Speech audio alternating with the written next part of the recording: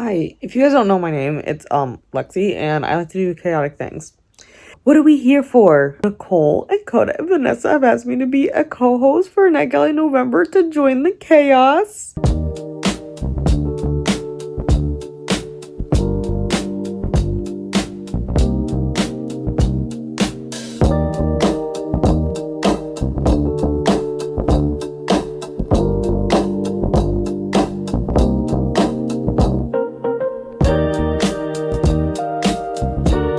So if you don't know what NetGalley November is, it is hosted by Nicole from Dusty Book Sniffers, Koda from your Booktube bestie Koda, and Vanessa from Read with Dr. B. They are hosting NetGalley November, which the goal of it is to read your NetGalley books. That being said, if you do not do NetGalley, you don't have to read NetGalley books. If you use some other ARC platform to read ARCs, go for it. I'm not gonna gatekeep you. No one's gonna gatekeep you and say, no, it absolutely has to be NetGalley. No one's here for that game, okay? And to just spice it up a little bit, Nicole has everything in her announcement video, which will be linked. But to spice it up a little bit, we have some challenges this year. So we have easy mode, which is just mood read. We have a medium mode, which is there is 3 game options, a game board, a bingo card, and a spinner wheel. And you have to read 10 books for that one. Or hard mode, which is read a book a day, so 30 and 30. I'm going to be doing a little bit of a combination between the easy and the medium. I'm going to be using a spinner wheel that I have on my phone here. But my spinner wheel only has like all of my books on it. I don't have any prompts on it, minus one book. My one audio arc is not on there. The rest of like the ones that are on my Kindle are on the spinner wheel. And I'm just going to spin the wheel and see what book I get. So it's kind of like a mood reading, but it's kind of at the same time doing a spinner wheel, But my goal for that is just to go ahead and take it easy and just get some books off my NetGalley TBR. I don't want anything stressful in November. November is a crazy, crazy time for me at work. It's November and December are like quite literally the worst 2 months at work because everybody wants in to use their benefits before the end of the year because nobody could plan ahead and want to use their benefits early in the year. And once you decide to not plan ahead and use your benefits early in the year, you have officially screwed us forever at this point because now you have to wait a year and a day per your insurance to come in. And so you just keep pushing it off. So eventually you're just going to have to get over it and just not use your benefits for a year because you wanted to wait till the last minute to do your appointments. I get very heated on this topic, as we can tell. Anyways, enough about that. So yes, we will go into my little spinner wheels and all the books on that in a minute, okay?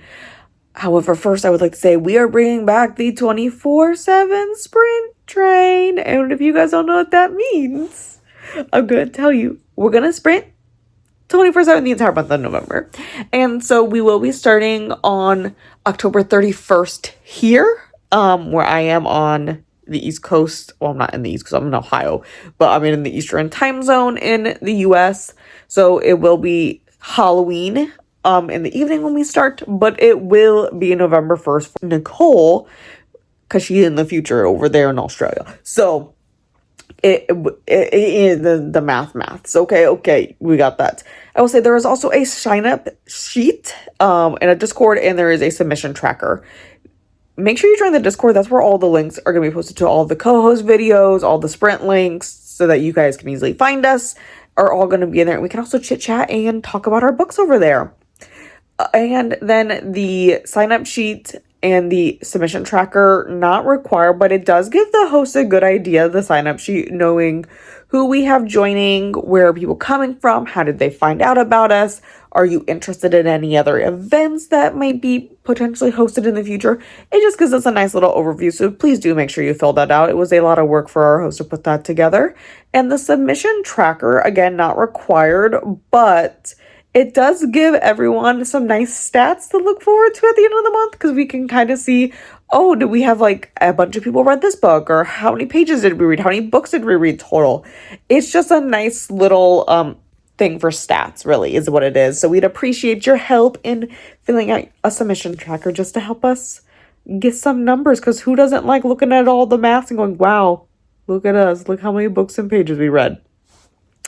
Without further ado, we will go ahead and get into my books. Guys, what we working with this month, okay?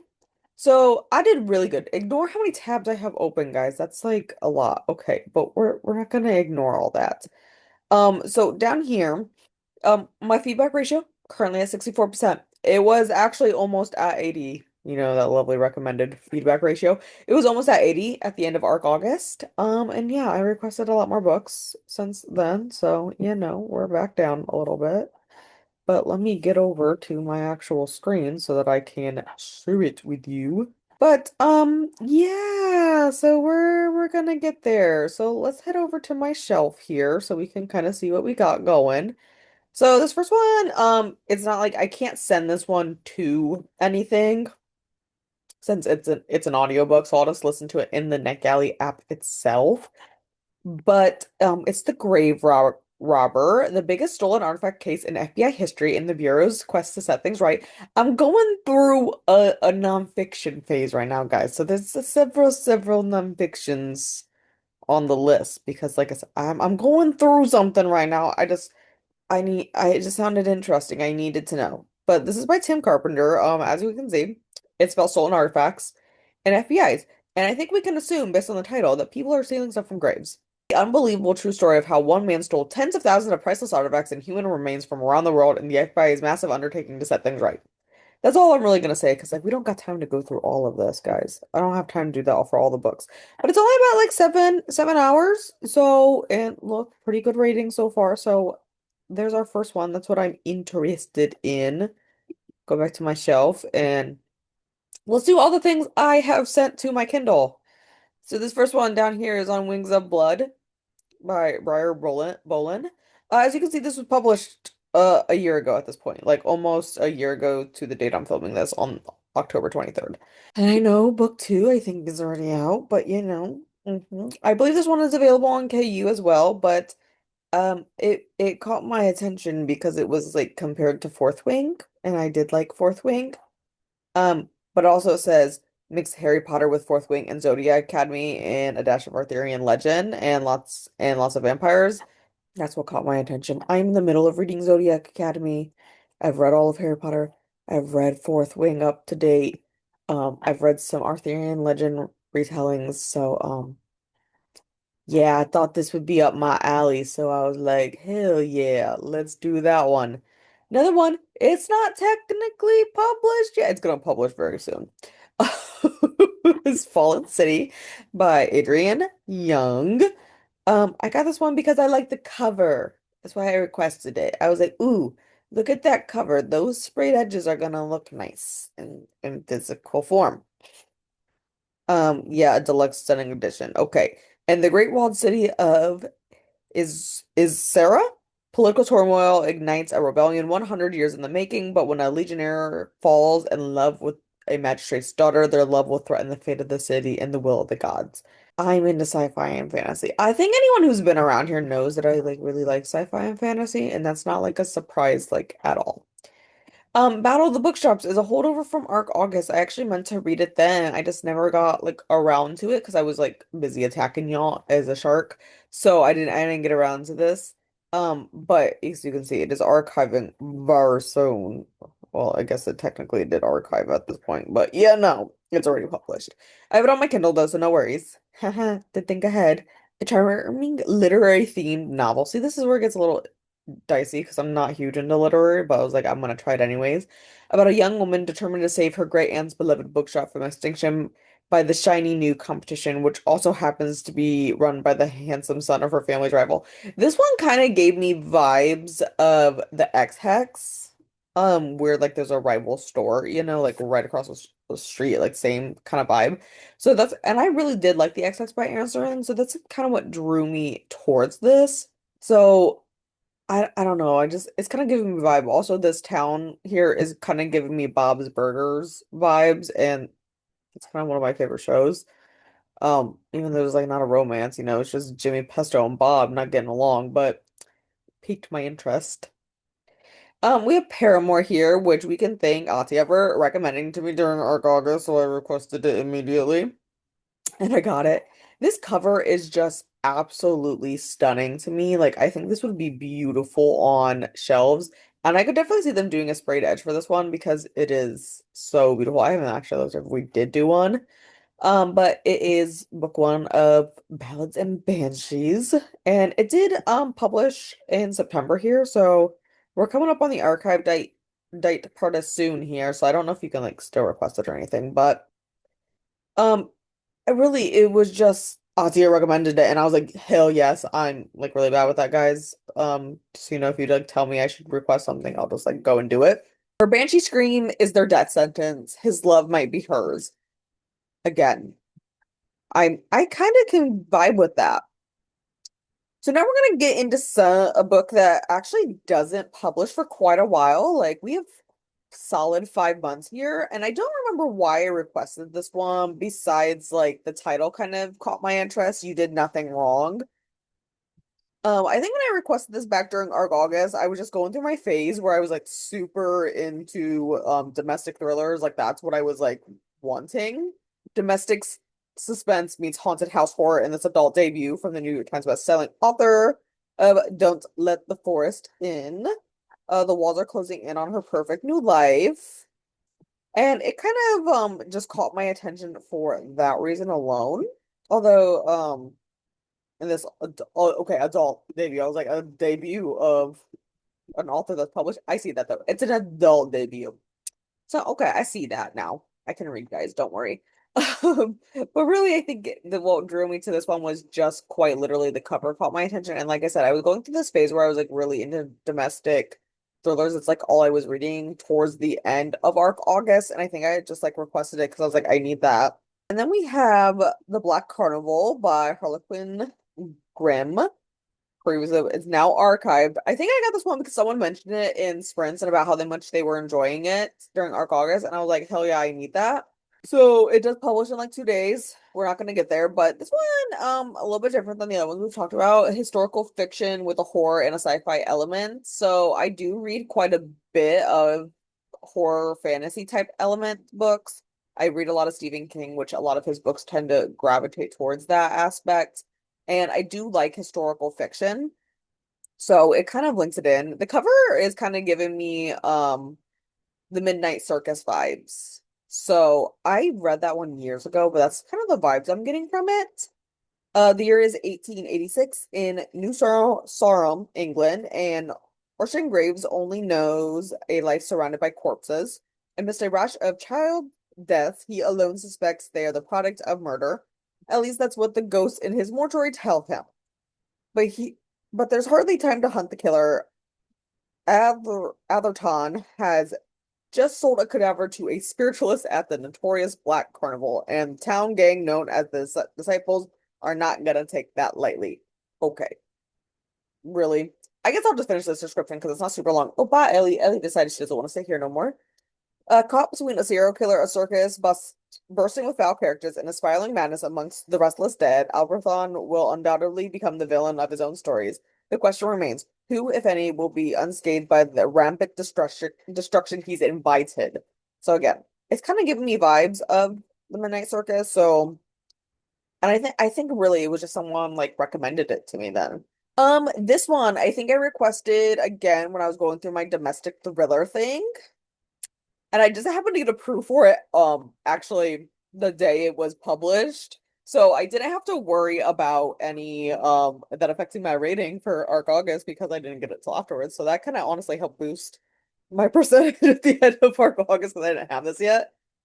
But this one it just caught my attention because again, domestic thrillers, a dream holiday you die to be on.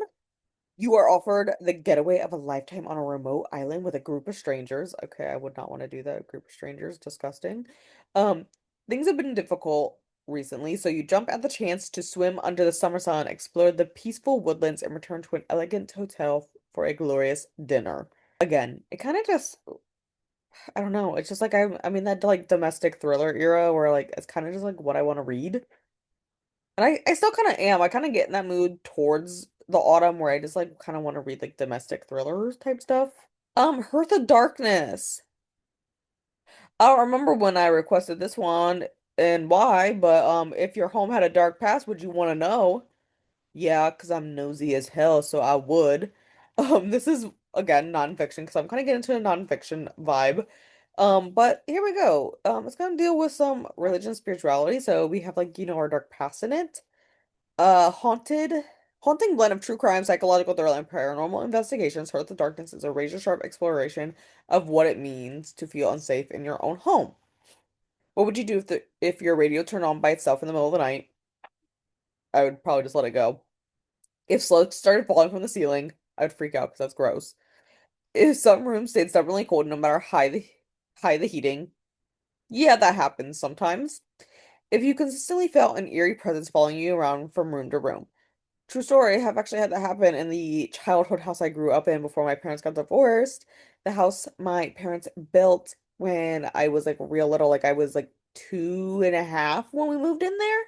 And I lived there like consistently until my parents got divorced when I was 12. There was something that haunted the house. It's like a whole thing. It's actually sold, and I hope those new owners love the spirit because it did not like people. I will say that. I am one of those people. Like there are spirits and they will do stuff if they don't like you. Some of them will. For the most part though, like I said, my childhood house is actually haunted, so like I actually am quite used to things randomly happening with no explanation. So I don't, as long as they're not being malicious, I generally don't care. We can share the space, I don't care. But here's this next point. And what if quite by chance you found out that a notorious murderer used to live in your home? Um, yeah, that might be a problem because they sound like they might be malicious if they know how to harness their powers. Um, but or maybe I just have some very strong dreams. Like I said, my childhood house was haunted and that spirit was not very nice.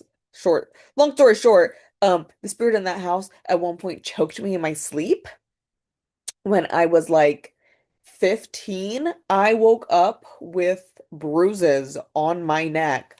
Um, and what happened is I woke up in the middle of the night and I could feel someone or something squeezing my neck, but I had sleep paralysis and could not move. And eventually I guess passed out again. I don't really know, but I like woke up in the morning and you could see very faintly the lines of like someone's hand on my throat. So yeah, kind of have dealt with that actually. So, it is what it is. I'm still here, so we're fine, I guess.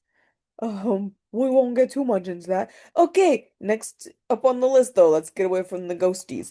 Um, Not Quite Dead Yet by Holly Jackson. I requested this one when Vanessa and Bree had it for their book club, and I literally just didn't get approved until the day I downloaded it here, which was September 3rd, which I think this was their August read.